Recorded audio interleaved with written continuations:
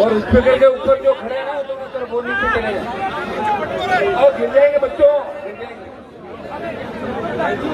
आज सेना के सम्मान के अंदर हमारे लाखों नौजवान इस अग्निवीर का विरोध कर रहे हैं। उस विरोध का परिणाम ये हुआ कि देश के गृह मंत्री का आज बयान आपने पढ़ा होगा, वो ये कह रहे हैं कि अग्निवीर को पेंशन भी देंगे, अग्निवीर को सब कुछ देंगे और वापस भी ले लेंगे, बस वोट दे दो बीजेपी। ये बात हुई नहीं।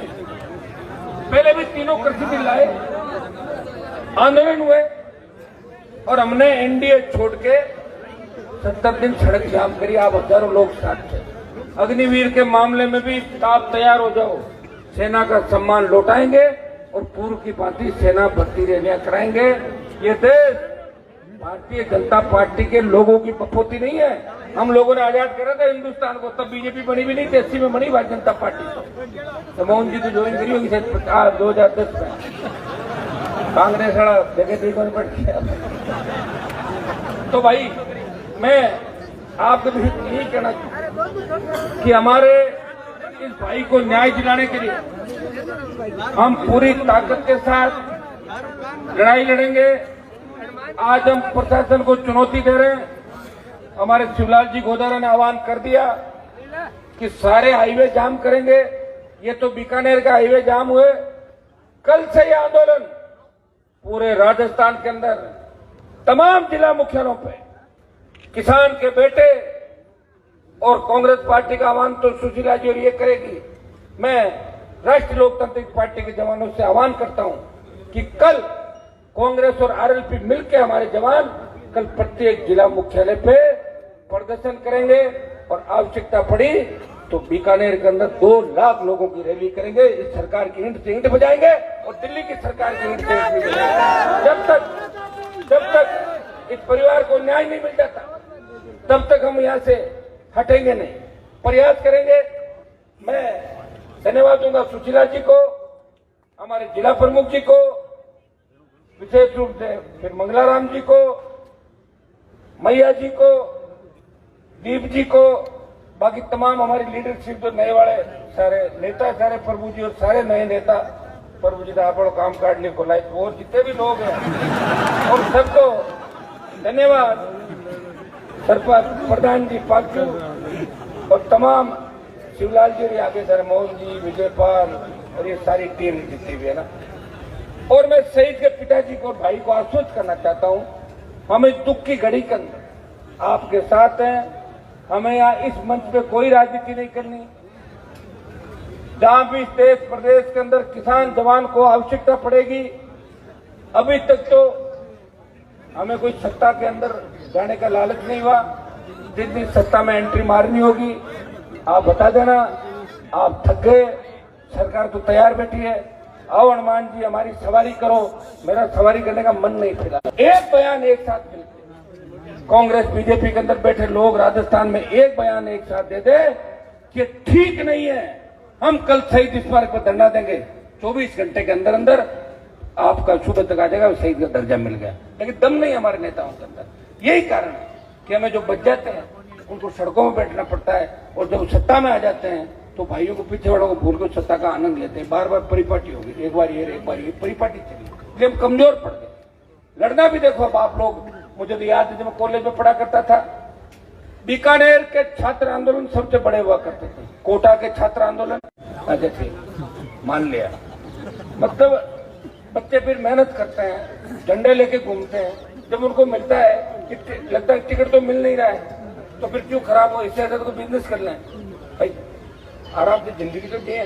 और फिर कई लोग ये भी कहते हैं कि क्या करोगे, हनुमान घूम रहा फालतू में, ऐसे ही घूमोगे। तो डरते भी लोग राजनीति नहीं करते, भाई खराब ही होना। मंगल जी फेरी राजनीति, हनुमान जी उन्होंने मकान दिलाए तो मैं आपको इस बात का धन्यवाद दूंगा तमाम हमारे नेताओं का कि हर नेता हमारा तैयार है। प्रमुख साहब को विशेष रूप, क्योंकि प्रमुख साहब वाले जब तक साथ नहीं रहेंगे तब तक अपना आगे राजनीति में ज्यादा रहेगा नहीं। इनको तो साथ जोड़ के रखना ही राजस्थान का विशेष रूप से ध्यान रखना। SC ST OBC JMM Jat मुस्लिम मेघवाल माली मीणा, एक मैं नारा देता हूँ, उसके साथ अन्य लोग भी समय समय पर आते रहेंगे और लेते रहेंगे हम सारे के सारे।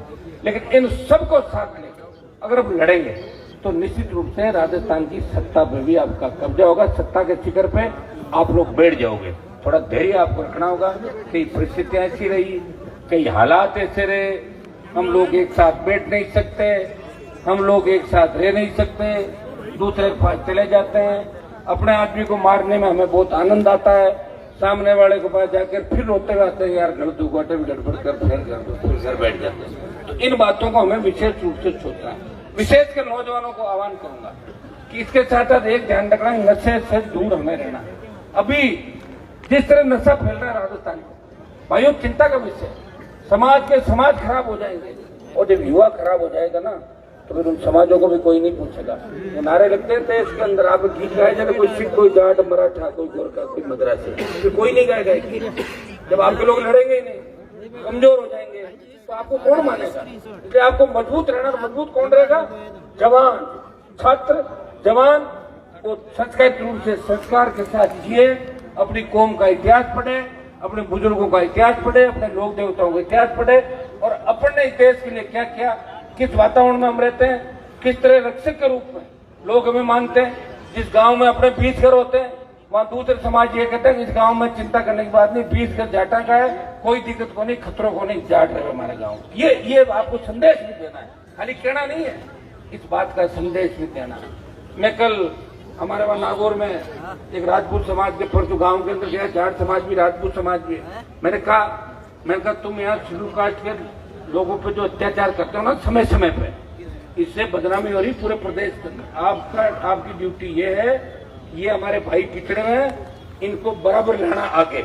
ये भाई वो जमाने चले गए, अब कोई आजादी की पुरानी, पहले अब तो आजाद कौन होगा? कहा तो विश्व अपन पहुंच रहे हैं, विश्व गुरु वहां पहुंच गए, आकाश के अंदर मंगल ग्रह पे जा रहे हैं, और कहा छोटी मोटी बात लेके गांव के अंदर बैठे हो। तो हमें इस बात का भी ध्यान रखना, हमेशा बड़े समाज जो उनको अपने साथ, दिमाग खराब है, संकीर्ण मानसिकता उन लोगों को, कह रहे वो तो जाति के इसलिए घूम रहे हैं। तो जाति का तो नाम ही लिखना पड़ता, फार्म भरते हैं, जाति लिखते क्या अपने?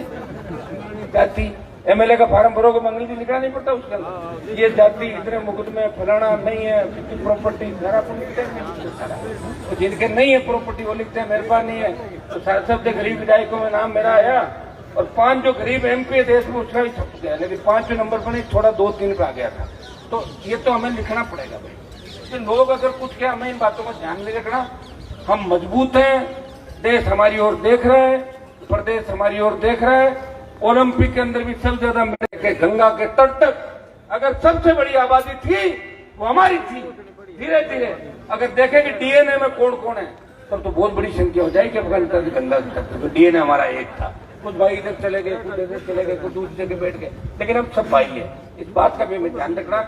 मैं बीकानेर की संघर्ष समिति नौजवानों को इस बात का धन्यवाद दूंगा कि एक बीकानेर को मेरा इस बात का भी धन्यवाद, छोटे से मामले में भी मैंने देखा कि हिरणों के जब शिकार हुए, आप लोग ढूंढ से चल के बीकानेर की आकर सरकार को झुकाया। लंपी की बीमारी है, धन्यवाद दूंगा नौजवानों का। लंपी का आंदोलन अगर राजस्थान में कहीं शुरू हुआ, वो बीकानेर और जोधपुर से राष्ट्रीय लोकतांत्रिक पार्टी के कार्यकर्ताओं ने शुरुआत करी थी। उसका फायदा ये हुआ कि लंपी यहाँ से आंदोलनों की शुरुआत होती। यहाँ बॉर्डर भी लगता, आपका तो अनूपगढ़ जिला अलग बन गया, खाजूवाड़ा अनूपगढ़, ये बॉर्डर यहाँ लगता है ना, ये बॉर्डर लगता है। तो बॉर्डर भी इस जिले का लगता है। निश्चित रूप से राजनीतिक रूप से जब हमारे समझदार लोग राजनीति के अंदर यहाँ आए, उससे पहले का जो समय था, उस समय विकास का ध्यान लोगों ने नहीं दिया। यहाँ पर 2000 के बाद, 97 के बाद बीकानेर के अंदर निरंतर प्रगति है। आप सब एकजुट होकर मिलकर काम भी कर रहे हो, प्रयास भी कर रहे हो। मैं एक ही आह्वान आपको करूंगा कि अभी जिस उद्देश्य के साथ हम यहाँ आए, हमेशा एक ही चीज मन के अंदर हमें रखनी है कि जहां भी पीड़ित, शोषित या जहां भी अन्याय हो, हमें ये नहीं देखना है कि इसका फायदा होगा नुकसान। हमें उस परिवार की मदद करनी है जो शोषित है, पीड़ित है, ये हमेशा ध्यान रखना है। बाकी जीवन तो हर कोई जीता है, कोरोना में 50 लाख लोग मर गए, कौन याद करता बताओ मुझे। मरना तो एक दिन सबको ही है। अच्छे काम करके अपन चले जाएं, देश सेवा करके, समाज सेवा करके, परोपकार करके। 2-3 दिन पहले मैं जयपुर में बैठा था, एक डॉक्टर आया SMS के अंदर, वो मुझे बोला भाई साहब आप उनको जानते थे क्या? मैंने कहा जानता था। क्या वो तो मर गए, बहुत अच्छा हुआ। मैं क्या आप तो ऐसी बातें मत कर रहे हैं, क्या बहुत तंग करता है लोगों ने। मैं क्या तो मरने के बाद भी अगर इसको गाड़ी दे तो इससे अंदाज लगा सकते, वो मरने के बाद भी कोई सही जगह नहीं जाएगा। लोग जब चला जाए उसको कहेगा घर चला गया। ऐसा काम अपने को करना है, ज्यादा भावुक होकर कुछ कर मत देना आपको, ठीक है ना भाइयों। हमें और अभी जैसे इन्होंने कहा हर जगह जिंदाबाद जिंदाबाद नारे नहीं लगते, कई जगह जिंदाबाद लगते हैं, कई जगह शहीदों के नारे लगते हैं। या सिर्फ एक ही नारा लगना चाहिए कि शहीद रामस्वरूप कसवा अमर रहे, जय जवान जय किसान। या दूसरा नारा यहाँ पर नहीं है, समझ गया ना सारे बात। ये नारा यहाँ पर देना। आप भावुक हो और आपकी गलती नहीं है, आप एकदम से जब अपने नेता को देखते हो भूल जाते हो। मैं आपको कहता नहीं हूँ नारों के लिए, कभी नहीं कहता, मैंने कभी नहीं कहा। एक वो जरूर वीडियो वायरल करते हैं, वो तो क्या हुआ कि जब काउंटिंग के अंदर जब ले जा रहे थे अपने पिछली MP के MLA की, तो उसमें पुलिस के कलेक्टर SP खड़े होंगे तो बच्चे डर जाते हैं ना सामने। भाई मेरे वहाँ काउंटिंग स्थल पे बाकी नेता तो जीतते तो बेचारे 1 किलोमीटर पैदल घसीटते आते हैं। मैं जाता हूँ सीधा लात मार के 5 जनों को ले जाता हूँ, पकड़ के सामने बंदूक वाड़ देकर छोड़ दे जाता, बंदूक वाड़ा सामने खड़ा नारे लगो। मैं क्या दिक्कत है कि मैं ऊपर बैठा हूँ तो वायरल करता है। हनुमान जी तो के नारे लगा रहे, अरे के नारे नहीं लगा रहा हूँ। अभी लोकसभा के अंदर बोलना हो, विधानसभा में 5 में बोलना हो तो बच्चों को समझाना पड़ता, डर निकालना पड़ता उनका। डरो मत, मैं तुम्हारे साथ हूँ ना। ऊपर को बिठा रखा तो चुपचाप क्यों डर की रहो। सामने बंदूक खड़ा, मैं खड़े उठा गए नारे लागे घोड़े करना पड़ता। लोग साहब नारा के लगवा के नहीं लगवा रहा। मैं तो सबको ठीक कर दिया, सारे नेता गली गली आने लगे। पहले मिलता ही बोले नेता 20-25 अच्छा काम किया, मैंने चार्ज कर दिया सबको, कईयों को जवान कर दिया। कहीं पहले उठता कौन जो 6 बजे उठ एक्सरसाइज करे। मेरे को दिक्कत ये है मैं एक्सरसाइज नहीं करता, मुझे लग रहा है कहीं मेरा शरीर धोखा नहीं देता मेरे, बाकी तो मैं काबू नहीं होगा किसी का। ये शरीर वाला जो मामला है इसका पता नहीं चलता आजकल, पता ही नहीं भाई कोविड के बाद क्या पता चलता है। लेकिन दुआएं इतनी आप लोगों की है। और रामेश्वर जी जिस दिन बीमार हुए उस दिन हमने खाना नहीं खाया पूरे दिन। मेरे पारिवारिक संबंध थे, मेरे बच्चों ने, और ईश्वर से हमने प्रार्थना की कि इनको बचाएं। ईश्वर ने बचा लिया, लेकिन अब दुआ करेंगे वो जल्दी अपने भी स्वस्थ होकर लौटे एक बार। और ऐसा कोई देखिए कुदरती जो करिश्मा होता है ना, कुछ भी हो सकता है। सबसे बड़ा होता है ऊपर वाली निर्णय, दुआएं, और दुआओं से सब कुछ ठीक होता है। आप लोगों की इच्छा थी कि सुशीला जी चुनाव जीत गई, ये दुआएं थी, दुआएं हैं सारी। तो हमारे बीच अगर हमारा नेता रहता है ना तो आदमी को बहुत अच्छा लगता है। वो खालीपन है उसको भरने में बहुत जोर आता है। लेकिन मैं आपको इतना विश्वास दिलाता हूँ कि बीकानेर के लोग अपने आप को मुझे आप अपने आप से अलग नहीं समझे। और यहाँ के नेताओं को भी कहता हूँ, मेरे बड़े भाई हैं सारे, मेरे से घबराए भी नहीं। मैं जिस रास्ते से निकलूँ तो मुझे चाय पानी पिलाए बिठा के, ताकि मैं कहीं न कहीं किसी काम आ जाऊंगा अपना। तो मैं कोई ऐसे सबका विरोध नहीं करता। मैं देखता हूँ अक्सर हमारे DJ चार लटकाए यार, वो कहीं विरोध क्यों करे।